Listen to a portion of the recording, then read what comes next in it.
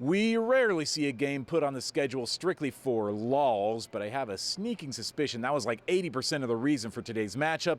Caitlin Clarke versus Clarke University. It's like Gabby Marshall versus Marshall University, Keegan Murray versus Murray State, Joe Montana versus Montana, or like Notre Dame forcing Joe Theismann to change the pronunciation of his last name to rhyme with the Heisman Trophy, except that wouldn't really happen. You can look that story up. But beyond the wonderful wordplay, today was Iowa's final chance at a tune-up before the games start to count in early November. Will this game be close? No, it will not, but Clarke out of Dubuque has earned the respect of Iowa women's basketball fans. While the Hawkeyes made a run to the Division I title game last spring, the Pride won an NAIA national championship, the first natty for any team in school history. But this game was only competitive for about the first 3 minutes. It's tied at 8 when Clarke, sans the E, goes to work. A leaner in the lane has Iowa ahead by 2, a lead that will only swell from there. Midway through the first, the diminutive Molly Davis crashing the boards. A long-distance feed to Sydney Afalter, who completes the assist. Those are two names stepping into some big roles this year for Iowa, both producing well in the preseason.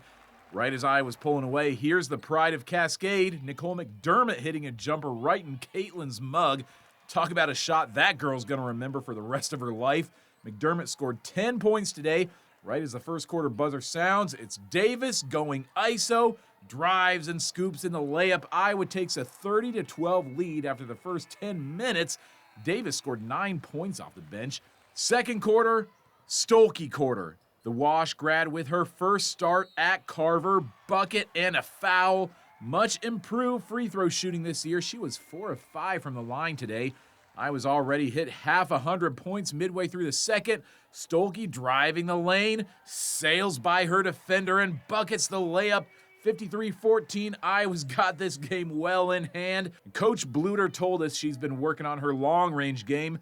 Peep the proof. Stuelke lining up and knocking down a three-pointer. Only made one of those last year. And look at her parents going bananas. Stuelke led everybody with 27 points and 10 rebounds. Iowa only allows 2 field goals in the second quarter, a 62-18 lead at halftime.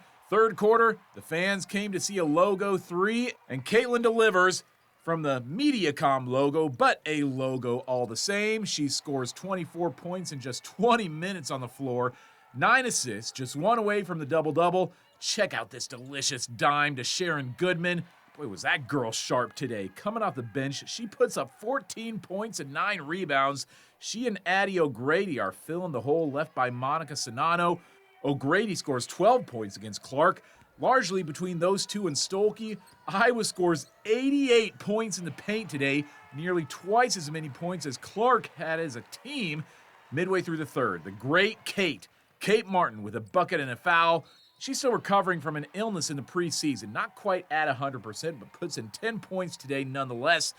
14,988 fans in Carver, a sellout for an exhibition. The first time the Hawkeyes have ever seen that happen.